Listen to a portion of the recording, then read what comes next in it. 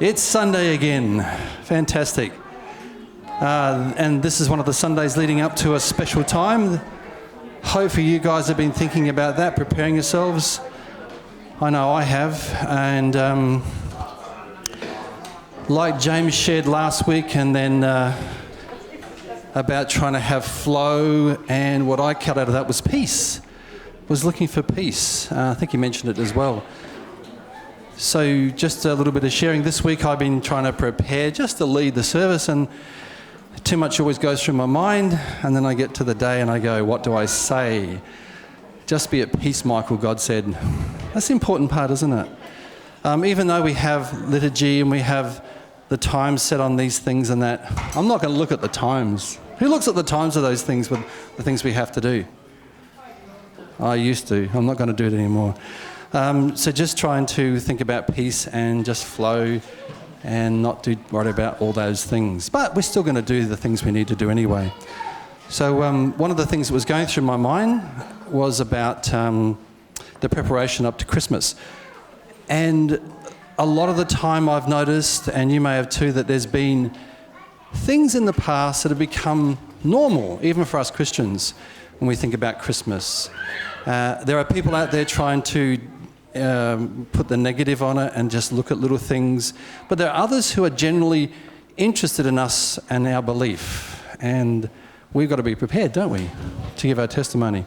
So watch out for those little things that may be not a good testimony to those people who are searching and who are really wanting to know what life is about. And this is just a little thing, but I was talking to Marcy this morning, and there's no magi near the Jesus and the sheep, is there? They weren't there. So I knew this anyway, but there's lots of little things like that that non-Christians will pull out and they'll say, look, the Bible has inerrance in it. And it doesn't, does it, guys? They're not. They're misunderstandings and misconceptions, and some of these things have been put in over years in movies and things and cards that we see, and they become the norm. Well, they shouldn't be, and we should try to explain those things. I don't have the time now. You can talk to me later about those. But that's just a bit of an example there that we can take those things for granted. So let's be a great testimony to those people that we might see tonight when we've invited a lot of people from the close by, our neighbours, to come to our service. So prepare to be a testimony. Don't be afraid, eh? You might be nervous, like I am now, but just get out there and expect the Holy Spirit to be with you. And we're going to change things a little bit this morning, because I talked about James last week and he did his little thing about, come on, let's just be at peace and flow. And then I talked about this with Harry last week when Daniel shared the communion, and he spoke from his heart. And I've come from this whole performance thing. I've got to be on time. It's got to be perfect. So I'm just trying to change. So let's just change things a little bit and be at peace about that and try to flow today. We're going to have the notices straight up like James did last week, and then the Bible reading. Okay, Marcy? Hey everybody, Christmas time, so you get me again. All right, now hopefully you've all remembered that tonight is our carols in the backyard. The actual kick-off is at 5:30. I'd like us to aim to try and be here around 5 o'clock to sort of up the buzz a little bit in case the neighbours are wondering if there's anything going on. We've personally invited them, but if we all don't rock up till 5:30, they might look at their and go, no, I'm not going to for you. So you can aim to be here around 5-ish sometime. That would be good. After church today, have yourself a bit of a sit down, but then we need a little help to get organised out the backyard. We're going to hang some balloons. We need to move the barbecue. We need to get tables and chairs out. So if you guys could see your way clear to maybe 20 minutes of helping set up, and then we don't all have to come back too early. So that is tonight. Come along. It is going to be one of those spontaneous things where we don't actually know quite what's going to happen until it happens. But as James spoke last week, this is what we're going to do. We're going to be in the moment. So the next thing is the gingerbread night. Gingerbread is on Friday. So you can still sign up for a tree or a house. I'm sorry, I'm all out of trains. So if you didn't sign up for a train, sorry, you missed out. But you can still sign up today and tomorrow. So I just need to make sure that I have enough supplies. That starts at 7 p.m. next Friday. If anybody's free in the afternoon and could help us make icing, I've got like 50 batches of icing to make in the afternoon, so I'd love a little bit of help to make the royal icing to glue those trees together. And don't forget the Christmas Day service, Christmas morning at 9 o'clock for 45 minutes. All right, thank you. Good morning, everybody. All right, today I'll be reading from Proverbs 8, verses 22 to 31 from the NLT version. All right. The Lord formed me from the beginning, before he created anything else. I was appointed in ages past, at the very first, before the earth began.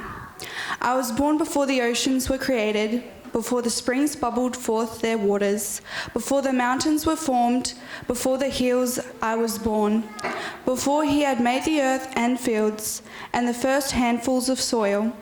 I was there when he established the heavens, when he drew the horizon on the oceans. I was there when he set the clouds above, when he established springs deep in the earth. I was there when he set the limits of the seas, so they would not spread beyond their boundaries. And when he marked off the earth's foundations, I was the architect at his side. I was his constant delight, rejoicing always in his presence. And how happy I was with the world he created. How I rejoiced with the human family. Thank you. Thanks, Jaden. Who looked at that scripture before they came Sunday? Not to just bring it to me, it's just that I wanted prepared. And Marcia sent me this. Don't worry, Marcia, I'm not reading the whole thing. It's just a little bit about, she mentioned, this is the Proverbs reading by Jaden. This may strike you as an odd Christmas reading, but as well as the reading, traditional readings on Sunday night, blah, blah, blah, blah, blah. So I decided to read it and be prepared. And it's so spot on. It's got everything to do with what we were doing. So if you heard some of that, and I'll just bring a few verses out and what occurred to me. Who's it about? It's about, who's the Proverbs talking about? About Jesus and wisdom. They go together. Yeah, there's a big connection there, and James was saying this last week, and also Harry was doing studies on it with us on Tuesday nights. So there's obviously a real connection, and the Lord's working in us through his Spirit. So one thing that really got me was towards the end. Where are we here? And rejoicing in his inhabited world, and delight was with the sons of men. So obviously we have a very special role to play in God's creation, if it's not reasonably obvious. And the first part, the Lord possessed me at the beginning of his way. You know, Jesus was there before the creation of what we see, the world, as we know it, and all the heavens. Jesus was there, wasn't he? And the Spirit, obviously triune God. So it's not that he was a created being. As I mentioned before, there are Christians out there, or say they're Christians, who think he was a created being. All sorts of things. We know he's not, but he was there before creation. He's part of creation, and he will be there in the new heavens and new earth. We're going to be singing straight up. So would the singers get ready? And I've got a little thing that I realised when I was looking at the songs and the words. And sorry, brother, but if people don't know, there are new people in church too. Ben wrote this song. Yes, they did. And we talk about the whole theme of love right through all of Scripture, and God is love. And to realise that someone wrote a song out of his love for his God is just amazing, isn't it? How we can express our love through different ways. So think about that when we're singing this first song and others too. Take it away, guys.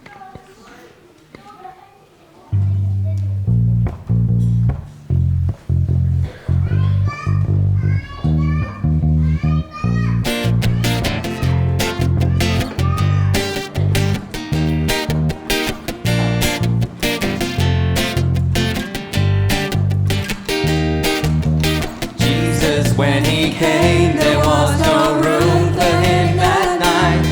Kings and wise men from the east came, guided by divine starlight, and they praised him, giving gifts to this new king, to lift him high, lift him high, lift him high.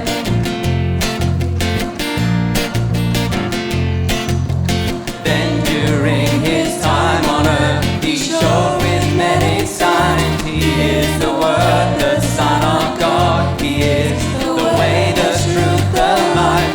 People praise him, shouting Hosanna to the King. To lift him high, lift him high, lift him high.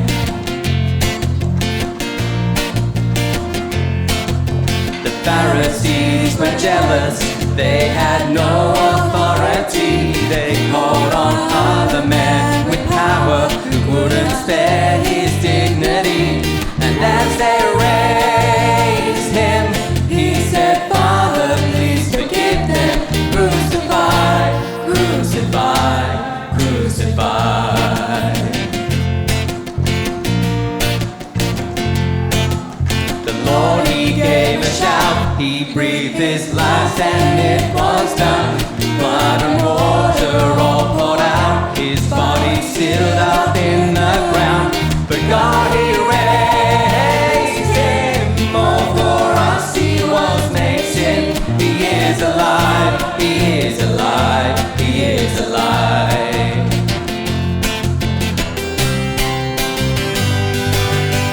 Jesus, Lord Emmanuel, Redeemer, Prince of Peace, Lord of hosts, mighty God, the rock.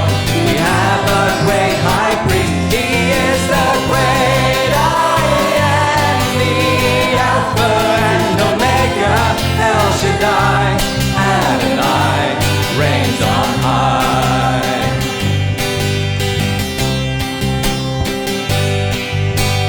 Then on that day we'll find ourselves all dressed in white. We'll see our Savior shining there, and we with him will shine so bright. And we will praise him who endured pain for sin. He shines so bright, he shines so bright, he shines so bright. And we will praise him who endured pain for sin.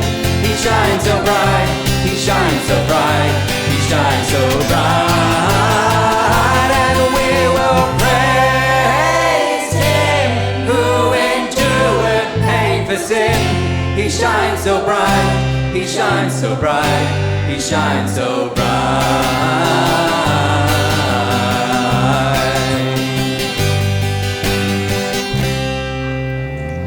Amen. He certainly shines so bright. We can hear that in our song, lifting praise and worship to our God today. And bear with me while I read the list. No, I'm not looking at the times. The notices are not done. We're going to have prayer.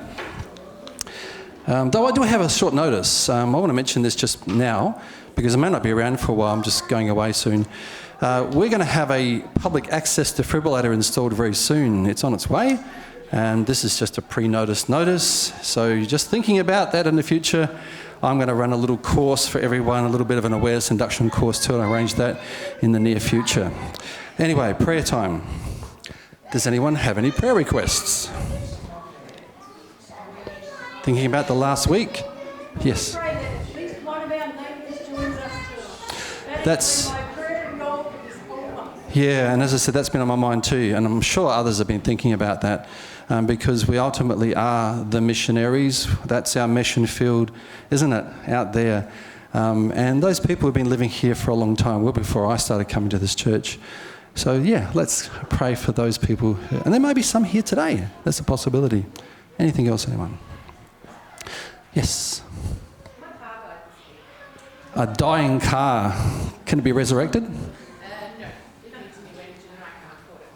So there's an excellent prayer out there for those resources that are not beyond our Lord and our Saviour. He works through other people too. So for B2, Belle too. That's a joke, sorry. Belle too and her car. Anyone else? Thinking about others that have been ill. It's good to see Harry here. It's been a struggle this week, hasn't it, Harry? You won't admit to it, will you? No. Of course you won't. We did. Yes, Belle, one. My dad heard his arm fell out of bed. So Belle's dad, his name?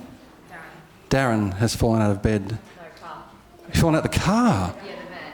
He's Oh, It wasn't moving at the time. good.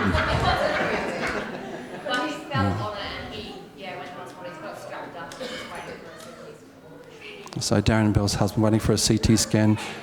We'll pray for him, definitely. Yeah? Yes. Vala was planning on being here this morning, but her sister's gone into hospital, so just be praying for her. Valda's sister. Christine, her name is. Yeah, Valda's sister, Christine. I don't have any other details. You could also contact Valda at some stage and ask. Yeah, no harm in asking. AJ, sorry. Oh. We pray for people who are struggling this Christmas season, who've lost family members or whose Christmas is not always the joyful thing that it is from some of us. We remember those that find. And that's always on my heart with my own family too, because again, Christmas is out there in the secular world is not what it really is. And there are people who think they need that from the world, those fluffy, pretty, bobbly things, and they see Santas and that, and they want that. But what they really need is the Lord, don't they? So if we can pray about those people who are struggling with just the secular type thing with the world, and give them what they really need, preach the gospel to them with love. That's where we come from. That's always a struggle, isn't it, coming up to this part of the time, the season. Anyone else with friends or family? Down the back there. There's hands up. Pray for Tanya's dad. Tanya's father, Yeah, he's going down. he's struggling.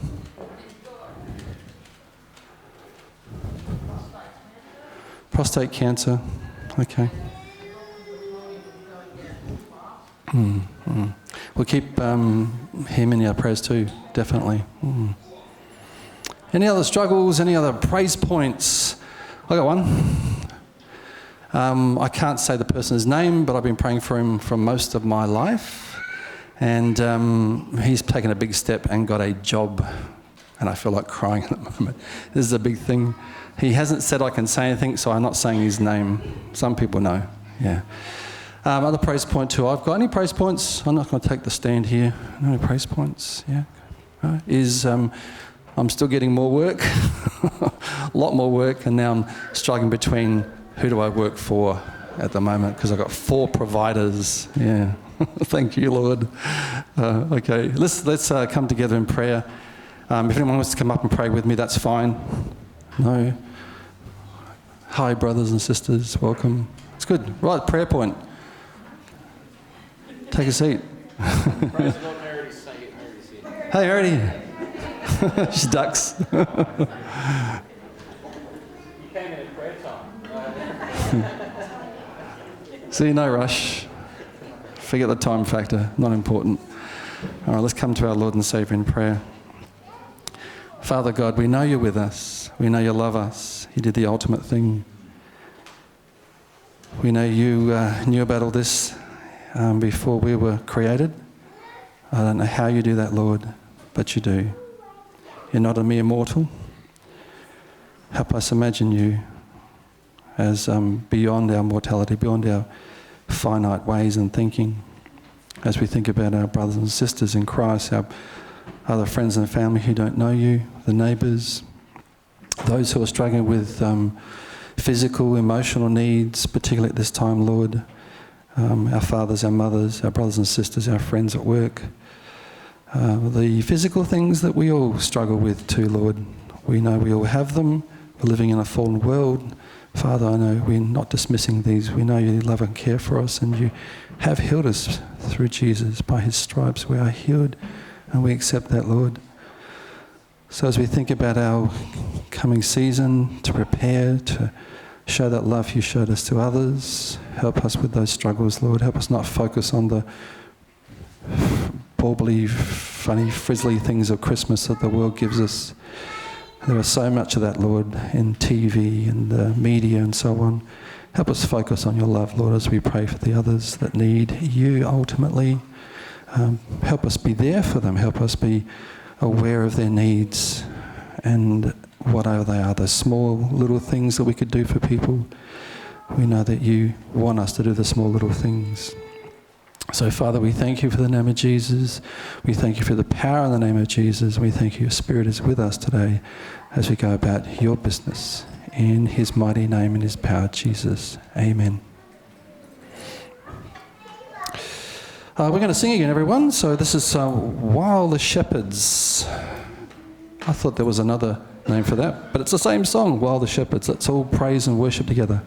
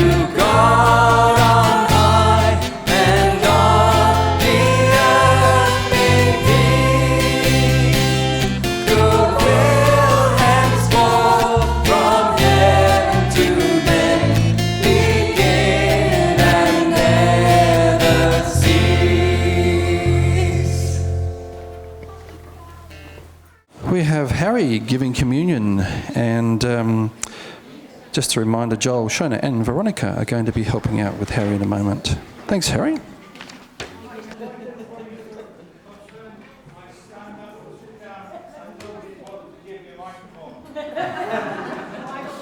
We want to see you, not hear you.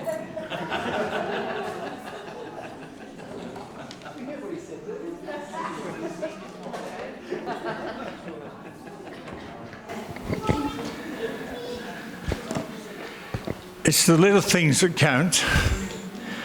The scripture says it's the little foxes that spoil the vine. It is the little things. When we live our Christian life, we don't really grab that. We look at it as if we're always on show. We've always got to be on top. We've always got to get everything right. When we come up to this, we want to be involved in a service. Maybe you've not been involved because you're thinking you're not good enough. This week, something happened. Can you read those words on the cross? What does it say? The Lord bless you and keep you. That was put out by a company and sent to Marcy as a free gift. Now you know why it was sent as a free gift. Not because they made a mistake, because they didn't know what they were saying. Somewhere in China, Asia, Taiwan, wherever it's come from, somebody thought it was glaze you, not bless you. One tiny little mistake. But oh, how a massive implication. We look at it and go, oh, that's funny. But we really should be saying, that's tragic. And that's what impressed me. Because that's what I want to talk about this morning. Just not the cross, but the simplicity of why we have this remembrance feast. Simple. It's not here to get rid of our sins. Christ did that on the cross. It's not here to make us better. The Spirit does that in our hearts. It's here for one reason. I'm going to read the verse that I want to read out to you this morning. Galatians chapter 2, verse 20. I have been crucified with Christ. It's no longer I who live, but Christ who lives in me. And the life I now live in the flesh, I live by faith in the Son of God who loved me and gave himself for me. I do not nullify the grace of God, for if righteousness were through the law, then Christ died for no purpose. Simple this morning. We're remembering this because Christ loved us and gave himself for us. You can't find any better love than that. I want that truth as we take this bread this morning and this cup this morning to be flying through our minds and our hearts. That Christ loved us and he died for us. And this morning we're here to simply, through these elements, remember that tremendous truth. What a blessing. Can the people who are coming to help me this morning, Vonnie, Shona, Joe, Sophie, okay. Let's give thanks for the cup and for the bread. Our Father, this morning, we thank you for the simple things of the gospel. Not foolish things, the things that are easy for us to understand. And we just understand this, that you loved us so much, that Jesus came and he gave his life for us. And we rejoice in that this morning. As we take this cup, as we eat this bread, take away from our minds the things that distract us. But let's just give our minds and our hearts just a few moments to reflect on the implication of that to us, this wonderful love that Jesus had for us. As we share this together, we share it together in thanksgiving. We share it as a body of Christ. We share it as those that have experienced the crucified life, because we come in Jesus' name to give you thanks for it. Amen. Okay. Can you see, Richard?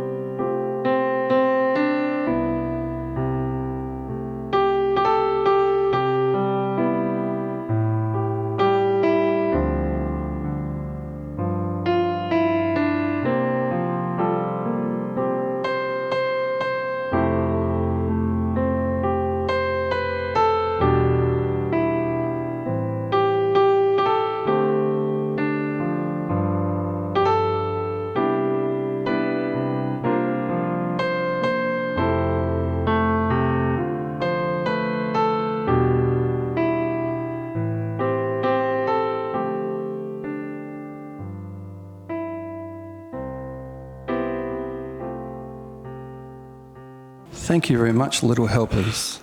And they're big helpers too. Harry's right, there is nothing complex about what we do with communion, is there? It's very straightforward. Not to overcomplex it.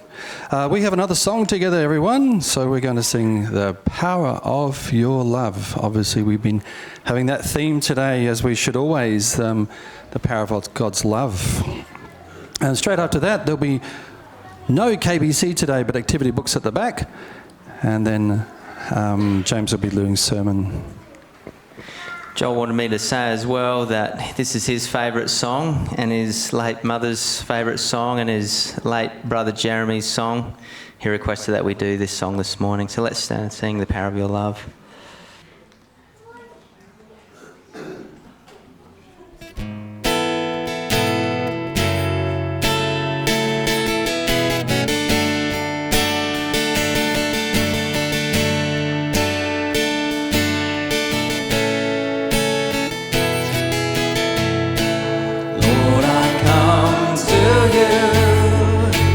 Let my heart be changed, renewed.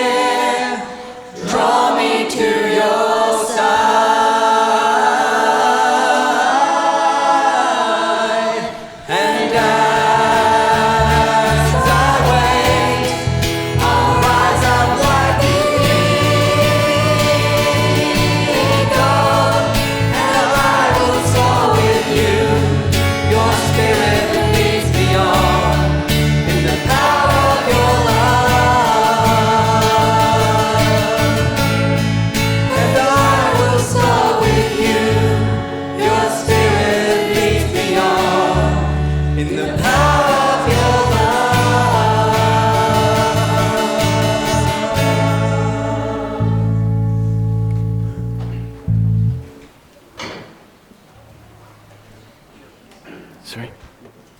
Yep. Kids, you can go get your... I'm being told something.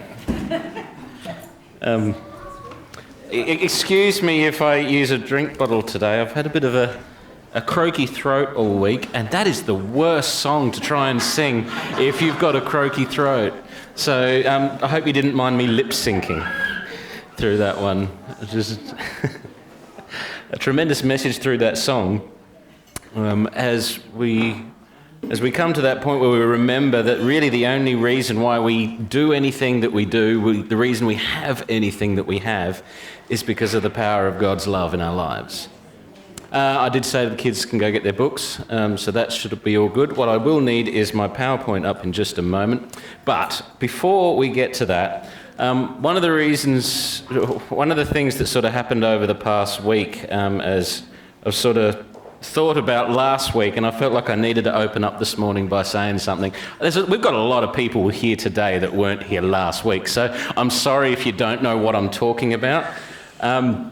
Last week, if you could open up your scriptures to Colossians chapter 3, we were there, and I got a bit passionate.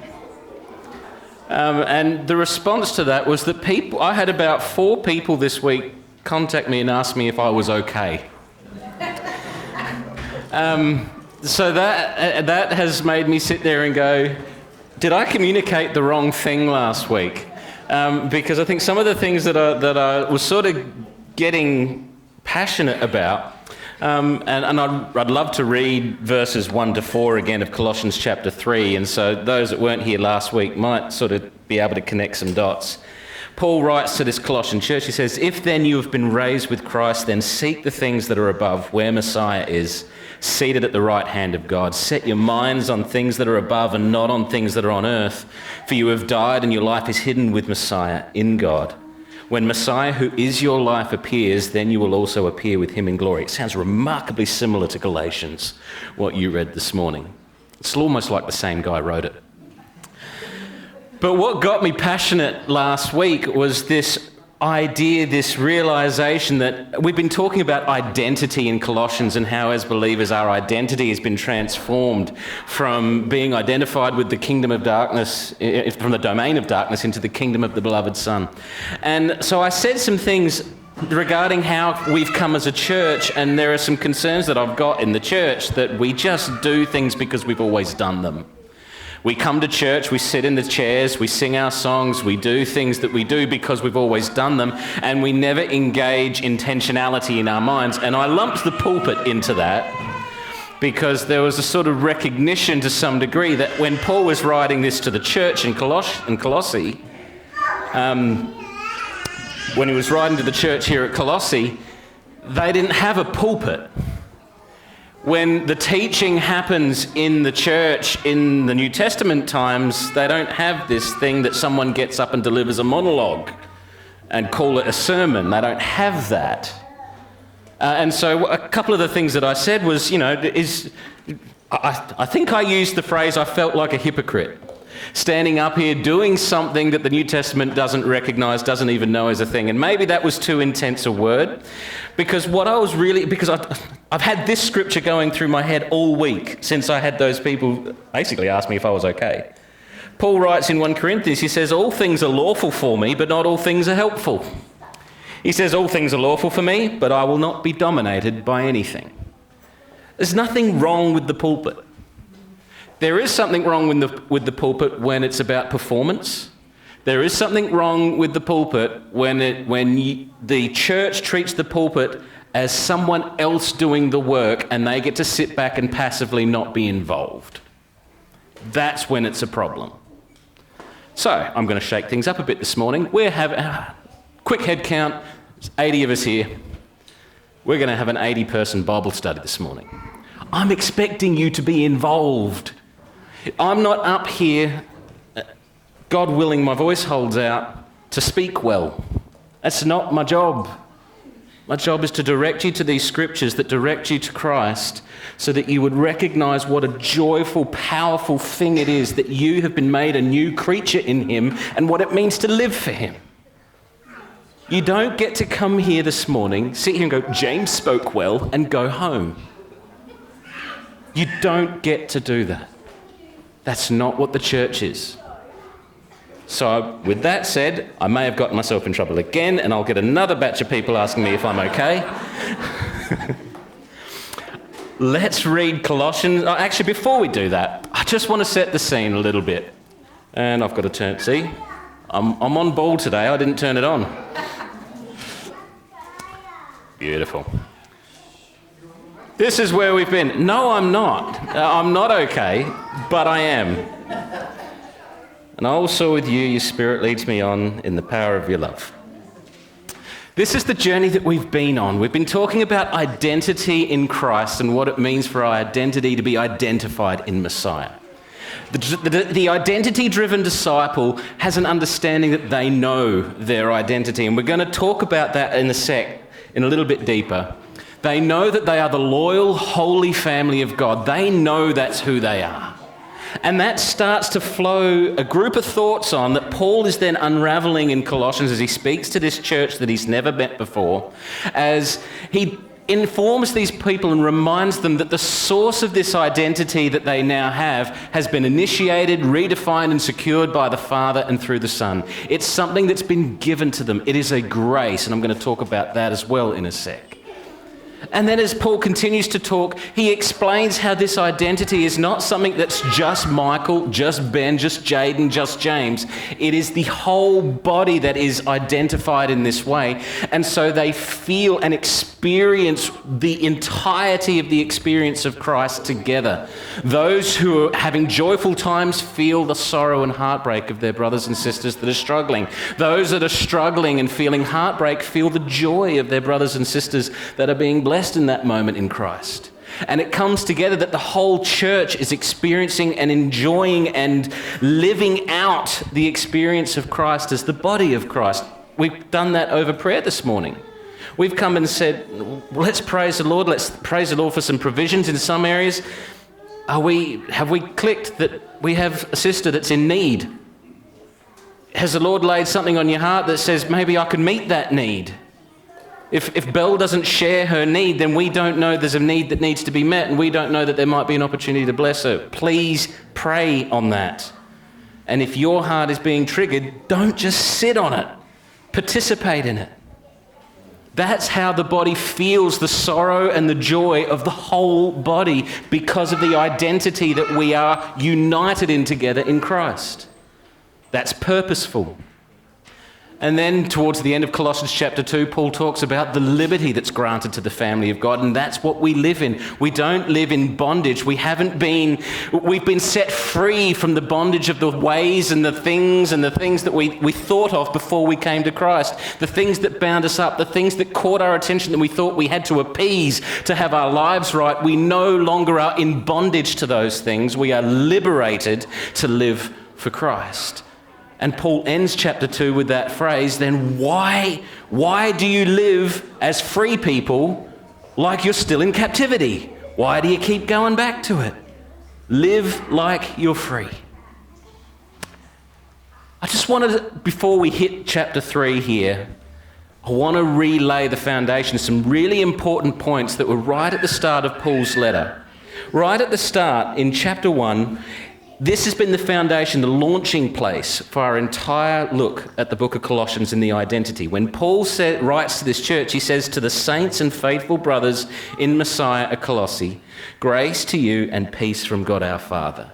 He's very purposeful and intentional in that opening. And we talked about the definitions behind these terms. And before we hit chapter 3, I want us to have these definitions in our mind because they're going to be very relevant in what Paul says here in chapter 3. The saints, it's a word that we just throw flimsily out there. It has really intense meaning. It means the holy ones of God that are set apart for him. He has set us apart as holy for him. That is what it means to be a saint. You do not need to be up the front or recognized by some weird hierarchy to be called a saint. If you are identified with Christ, you are a holy one set apart for God. You are a saint. That is you. That is me. We are the saints, plural, gathered together in this place, recognizing the power of the love of the one who has made us that. Faithful is, we quite often, for some reason, detach the word faith from faithful. If we just talk, we have no problem linking being faithful to being loyal, devoted and committed, do we? If I'm faithful to my partner, to my wife, I am loyal, I am devoted, I am committed. We have no problem bridging that gap. But the moment I say I have faith towards my wife, we stop thinking loyalty for some weird reason. But it's the same word. It's the exact same word. It's interesting, before we started Colossians, I spent 1 week going in Philemon, and Philemon is a person who's in this church at Colossae, and Paul has encouraged Philemon as he says, I thank God for your faith towards Messiah and the saints, he says to Philemon, recognizing that Philemon's loyalty is not just to Messiah, but it's to the church, the family of God that he's been placed into. So when we see the word faith, when we see faithful, we need to have this idea. It's not just abstract belief. I believe God is. I believe Jesus is. No. I am devoted to him. Faith in Jesus does not mean that you believe he died on the cross. It means you're devoted. Your entire life is devoted to that. It's loyal to that. It's committed to that. You don't have faith in a bridge if you're not willing to walk across it. Right? Same idea. Grace. Another word that I could spend the whole sermon on this. Grace is another one of those things I've brought up a heap of times. We just really water it down. In ancient Roman culture, grace was something that only someone in authority could bestow on someone underneath. And the only reason that they would ever give grace is because the person that is underneath them didn't deserve their favour. They couldn't offer anything back but their loyalty. See the connection? It wasn't just grace that's given just cause. If the senator offers grace to someone else, what's he expecting in return? Loyalty. A vote. Correct. A vote of loyalty. I will make sure you get to stay another term. The concept of grace and the expectation of a response, they are one and the same. God doesn't dish out grace and say, you're all good, off you go. He dishes out his grace with an expectation that that grace would return to him in loyalty. That's right at the heart of it. And then we talked about that peace, that secure relationship that comes from knowing that you are right with God our Father. With those definitions in place, I want to read verses 1 through to 17 of Colossians chapter 3. And then I want to ask some questions. I want you to start responding because there's some incredible wording here as we go through this. All right, Colossians chapter 3. I'm going to have a drink and lubricate the voice. Let's read. Unless someone would like to read it for us. Oh, thank you. Do we have a microphone? Yes, we do. 1 to 17. All right. That's on. Beautiful. Thank you. If then you were raised with Christ, seek those things which are above, where Christ is, sitting at the right hand of God. Set your mind on things above, not on things on the earth. For you died, and your life is hidden with Christ in God. When Christ, who is our life, appears, then you will also appear with him in glory. Therefore put to death your members which are on the earth, fornication, uncleanness, passion, evil desire and covetousness, which is idolatry.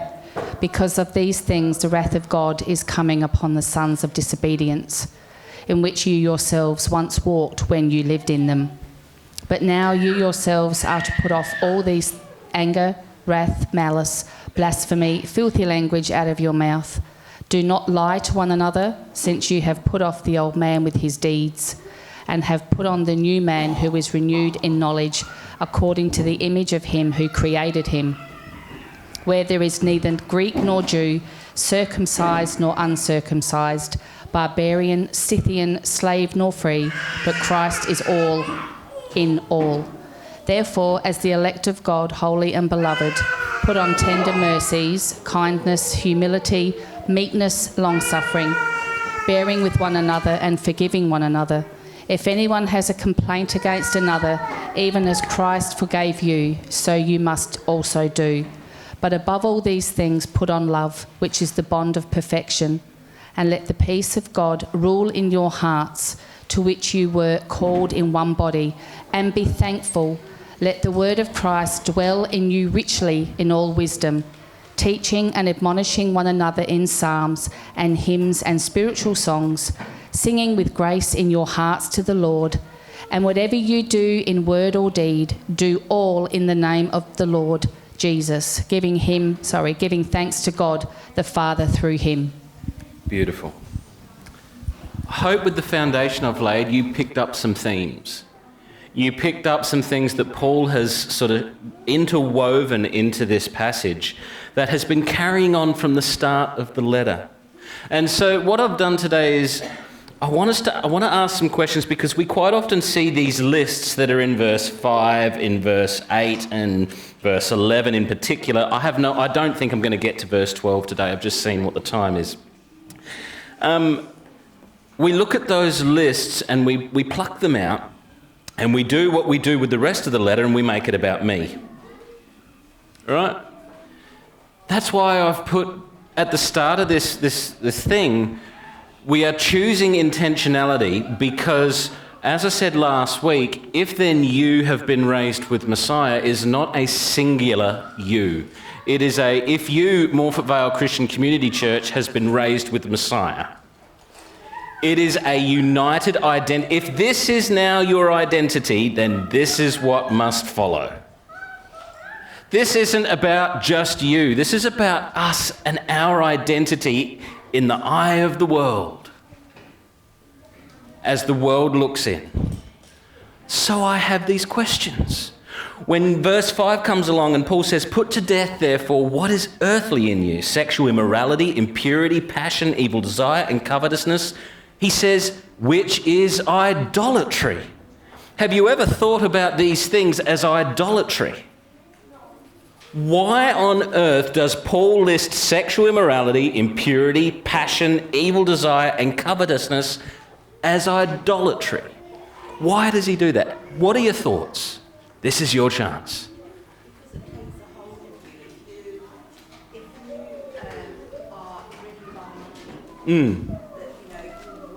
Yeah. Saying it takes a hold of you. All of these things have the potential to take a hold of you and captivate you, quite literally hold you captive. All right? That's a great response. Because these things, they're not of God. You put them first. Anything else? They take the place of God. That's right. All of those things are a really big part of it. What is right at the heart of the concept of idolatry? What's right at the heart of idolatry? Appeasement?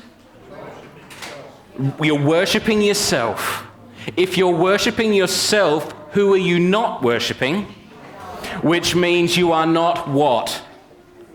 Loyal. You are not faithful. These things, this is not a moment of sexual immorality. This is not a moment of impurity. This is not a moment of passion, a moment of evil. This is lifestyle stuff. This is identity stuff.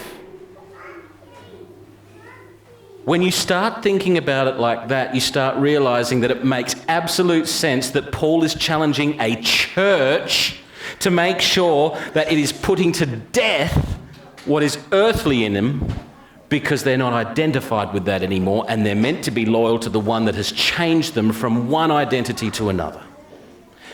Why are you living like that when you're identified with this? It's a church mandate. This is an eldership thing. If elders need to be told what they need to do in leading a church, we're leading a church to put to death what is earthly in us. Well, that's our challenge. That's what we're doing. On account of these things, the wrath of God is coming. In these you too once walked when you were living in them. drenched in it, saturated in it. You identified by it. Look at the world out there and look at the things that they identify themselves with.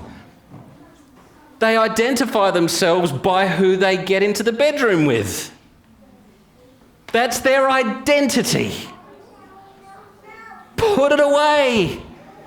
That's not your identity anymore. It's idolatry because you're worshipping something that is not your creator. It is something that is a cheap imitation of who you are. You have come to a place where you have put your faith, your loyalty, your commitment, your devotion in the one who has set you free. So stop going back to slavery. But now you must put them all away. Sort of answered the question, what makes these things idolatry? The fact that they are drawing us away from the one that we've declared our loyalty towards. Does this sound like something that's never happened before in Scripture? Where God has chosen a people, where they have expressed their devotion and their loyalty to Him and then gone to worshipping something else? This is not a new idea. Paul is not making this up. He's looking at his own people and going, this was our habit. God called us. The entirety of the story of Israel is, I rescued you from Egypt. I liberated you. I took you to my holy mountain. I displayed my whole glory. And while I was doing it, you were committing idolatry. This is not a new idea. What's your thought? Share. Are you saying loyalty is not what we do for God? It's what we do against ourselves? That's an interesting question. Can you give him the microphone? He's going to have to unpack this thought. He said something that was deep, and he's expecting me to read his mind. It's Harry, Joel. Try this. So you're saying this morning that loyalty is not what we do for God, for Him, to please Him, but loyalty is what we're willing to do to ourselves. We put ourselves to death. It's interesting. Can you read verse 10? Oh, can't get that far. It says, you have put on, so let's verse 9 and 10. You do not lie to one another, seeing that you have put off the old self with its practices, and have put on the new self, which is being renewed in the knowledge after the image of its creator. Paul goes there. The reason why this is idolatry is because we have been created to be the image of the Creator, right? And so when we are selling ourselves out to our earthly passions, we're actually being disloyal to the status that we were created to have. So in a sense, you're right. It's what Paul's saying.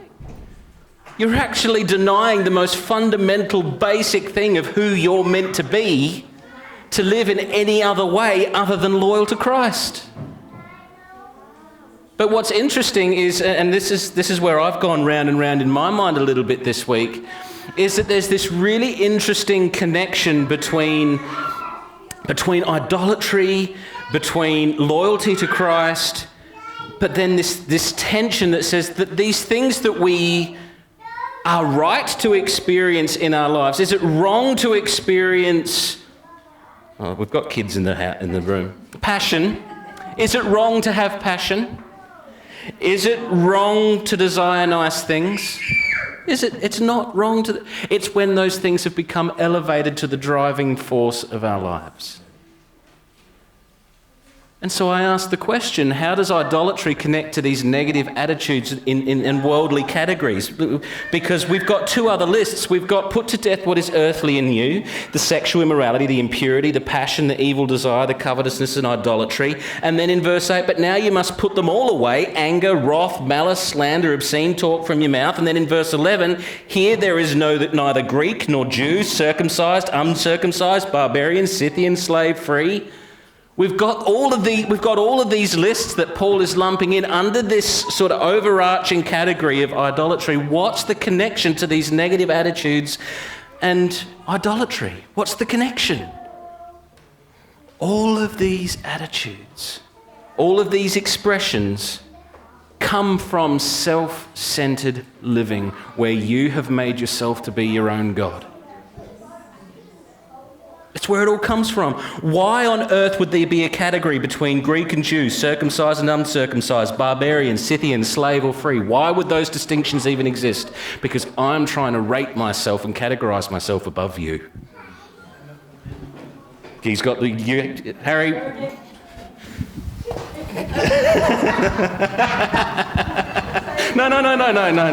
No, please. No, speak, please. And what we do is we rate ourselves not just above others, but according to how other people live in their culture. Yeah. And their culture is different to mine. And here it's telling us, put to death those things. It's us. And what I read this morning in Galatians says, I have been crucified. It's no longer I, but Christ who lives in me. That is an identity statement. So it's no longer I. So it's saying, because we no longer live, put yourself to death, because that's how we enjoy Christ. So what about anger, wrath, malice, slander, obscene talk from your mouth? What's the context? What's driving behind that? Self. Why do you get angry? Why do you get full of wrath? Why is there malice? Because you're trying to set yourself higher. This is not what the church is meant to be identified with.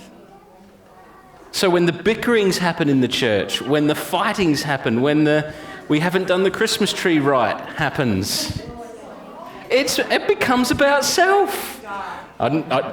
For the record, that is not Marcy's attitude. She loves that tree, but if we put a bauble in the wrong place, she'll be okay with it. You get the point. Paul, at the end of that passage, he says, but Messiah is all and in all. Have you not picked up that Paul is calling the church the body of Messiah? We are the body of Messiah. Is it too much of a stretch to actually bridge the gap and say that the expression of Messiah in this world is us?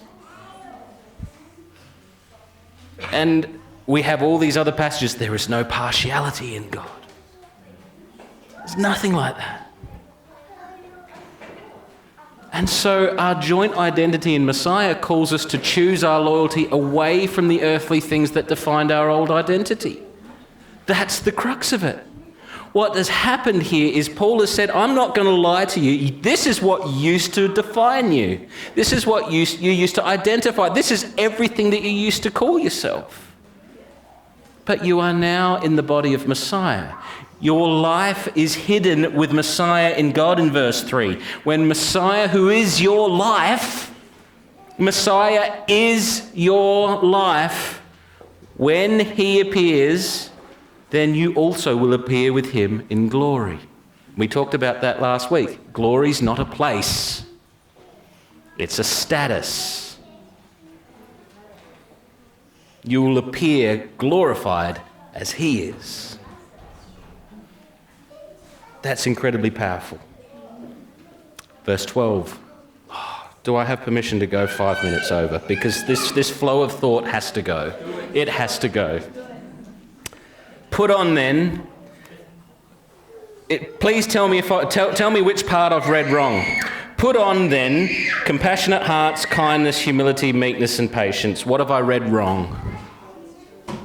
Why has Paul added that phrase in there? Put on then as God's chosen ones, holy and beloved. Why has he done that? Why has he done it? This is you? Because you're a new man. What's he doing? He's reminding of the theme of the whole letter. This is who you are. The foundation of the things that he's about to say is your identity. You are God's chosen ones, holy, set apart, and beloved. This word beloved, there's a specific context that is used in. What specific context is beloved used in? Think about Jesus' baptism. This is my beloved Son. It's family. Put on then as God's chosen ones, set apart and in the family. This is what you, Morpeth Vale Christian Community Church, are.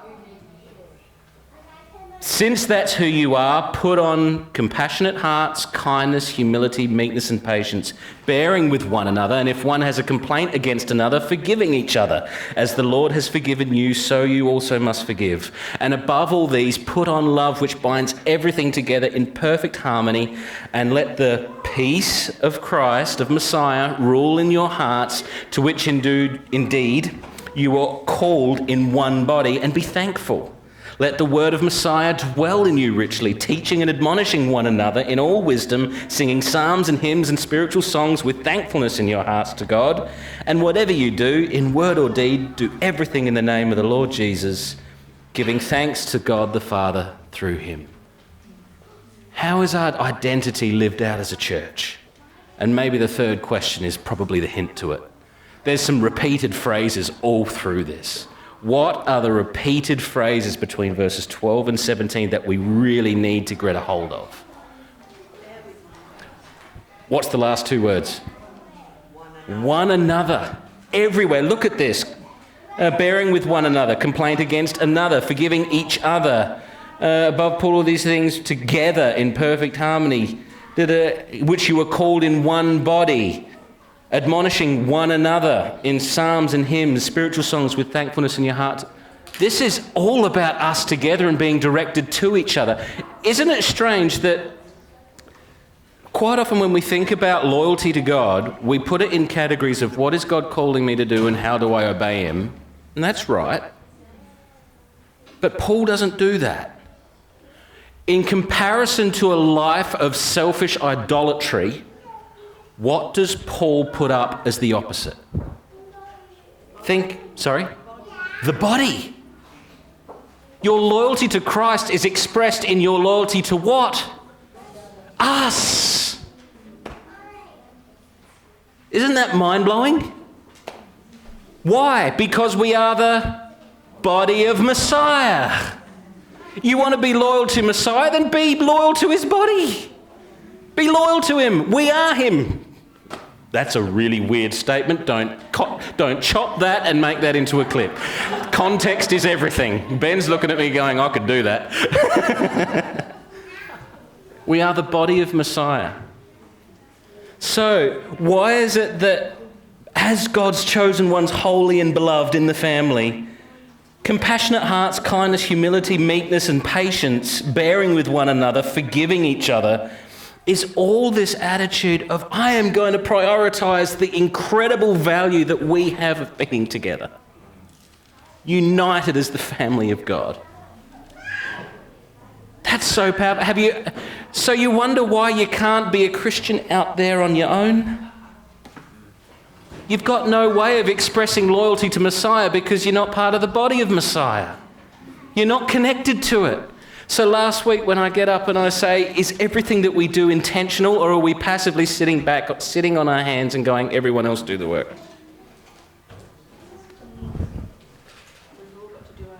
All got to do our share. Why? Because we love Messiah and we love his body. That's what it is. It's not a burden. It's not an obligation. We don't stand up here saying, you'd better do this or else you're going, oh, yeah, you get it. You get what I mean? The idea that we as the family, as the body of Christ, might so love the body of Christ that we're just obsessed with it. That means that the leaders don't have to put any fire under your belly. He's got another thought. His mouth went open. We have tells. Harry goes, I go. And then he does the same thing. What's he thinking?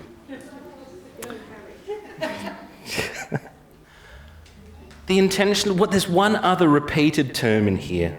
I don't know if you picked it up. It's the together attitude, it's the together focus, it's the together obsession. What's the last thing that's repeated over and over again? Would you like me to read it again?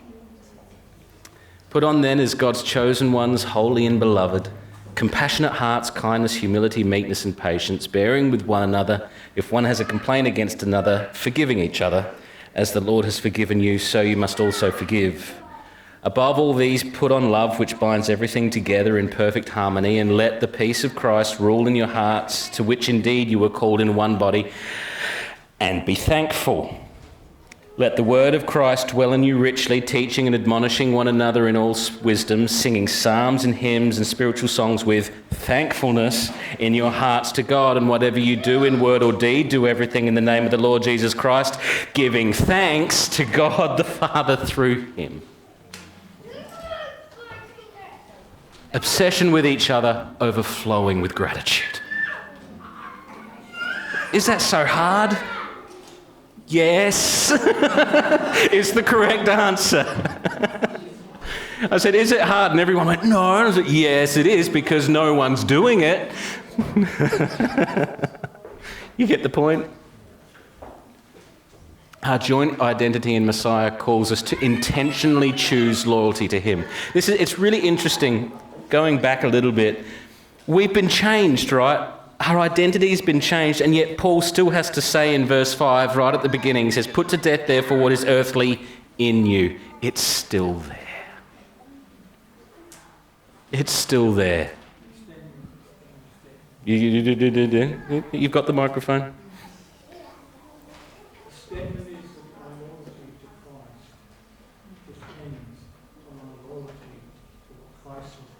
Yeah.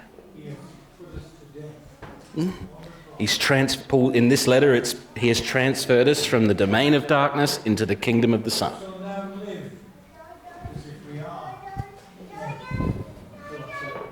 And alive to the body of Messiah. Alive to it. Intentional choosing, I've chosen intentionally that phrase because this is not something that you just get to, again, it's so easy to be passive. It's what got me fired up last week, is that it's so easy just to do what you've always done. Instead of being intentional, instead of coming to church going, I'm going to interact with what's going on. Maybe it's a song. I'm going to be so alert to what the Spirit is guiding in my worship, in my fellowship, in my teaching, in all of these things, because I'm part of this body that is being exposed to the truth of God in this way, and there's something that's happening for us all to get involved with. It might not be the things that naturally come to mind. It might not be morning tea, projector, sound, music. It might not be the 2 kids that helped us hand out the communion. Your participation and involvement in the family might be around that coffee table, putting your arm around someone who's going through a really hard time. That's why I said last week, the 2 most precious and actually purest times of church that I think we have is the table and coffee. Everything else at times can ebb and flow between fluff and phone calls. Oh, do I do that one? Do I chase it? Do you like my response to phone calls? Yes, they're valuable. But we've only had these and the things that were on the wall before this for 100 years. How did these people stay connected? They couldn't wait on a phone call. They gathered. They got together. If you're hinging your connection and your feeling of belonging and your feeling of value to waiting on a phone call, we are here every Sunday. We are in Harry's home every Tuesday night. We are here in that office every Friday morning, Thursday night on Zoom. Your brothers and sisters are available for you to call them. Sitting back and waiting is the exact opposite to intentional choice. If you're feeling like you're struggling, call someone and say, can we go for a coffee? Don't wait. We can't read your mind. We don't know that you're having a hard day. Don't know it. That's on you to reach out to the body. It's on you. Our joint identity in Messiah calls us to intentionally choose loyalty to him. We've already had our identity changed. The choice now is living it out consistently. but we live it out through grateful, positive living. Look at the list difference. One is a list of horrible negativity, encapsulated in one great word called captivity. And the alternative is this tremendous expression of liberty, to love the body and be devoted to it. So we get to continue our thing. Last point. Whoops, went one too far. The identity-driven disciple, where are we at now? He knows their identity, sees that that God is the original source of that identity, feels the sorrow and joy of the whole body, lives the liberty granted to the family of God, and intentionally chooses positive living in and for the family of God. That's where we're headed. I've loved that we've been so interactive this morning. I've loved that we've owned that. Now do we leave just going, that was great? Or do we own what we've talked about? That's the challenge. As we go and have our coffee for 10 minutes and then go help set up for tonight, I do want to ask, what's our intention tonight? What's our intention tonight? Our intention tonight should be the family of God. In every opportunity that we get, how are we going to care for the family of God tonight as we invite strangers in and say, yeah, come to our place for a meal and watch us be a family? In the intent that they might go, my earthly family don't treat me like this. What do I have to do to be part of the loyal family of God, holy, beloved, set apart, chosen by Him to live a life of liberty for the one that made us? Let's pray. Our Father and our God, we thank you for the way that your love just overflows every aspect of our being. You have changed our identity into what it should have been from the start, where we're connected, devoted, and just completely infatuated with you and your love for us. Lord, as your church, as we go from this place, as we set about our time tonight, help us through your Spirit to be so aware of what you've made us into and what it means to live like the thing that you've made us into. Help us to overflow the love for the family of God into the people that come along tonight, but also throughout the week, may our hearts and our minds be so stirred by what you've made us into and what it means for our lives. We thank you and we praise you in Jesus' mighty name. Amen. Can I just say, I know I spoke a long time. Kids.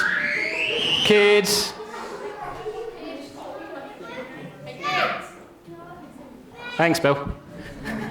Thank you so much. I know there was a bit of noise this morning, but it was all you had. So thank you so much for being a part of us. You're an absolute part of our church. Don't ever forget that. And thank you for participating this morning. Encourage each other.